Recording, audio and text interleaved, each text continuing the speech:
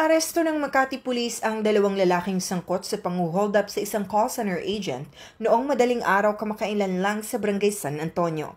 Habang naglalakad ang 25 anyos na biktima, nilapitan siya ng 4 na lalaki sakay ng 2 motorsiklo. 2 sa kanila ang bumaba. Tinutukan siya ng baril at kinuha ang kanyang kwintas at pulsera sa nagkakahalaga na 33,000 pesos. Agad na rumusponde ang mga pulis na malapit sa lugar at nahuli ang 2 sospek na sina alias Melvin, 25 anyos at alias Angelo, 23 anyos na parehong taga Santa Ana, Maynila.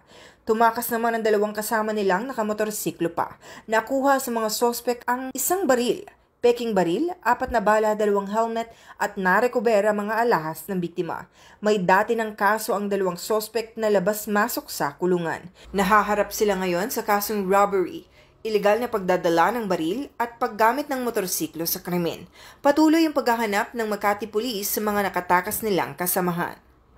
Mula dito sa Southern Police District, ako ang inyong PNN correspondent, Patrolwoman Mary Tony Veva, alagad ng batas, tagataguyod ng Balitang Pulis.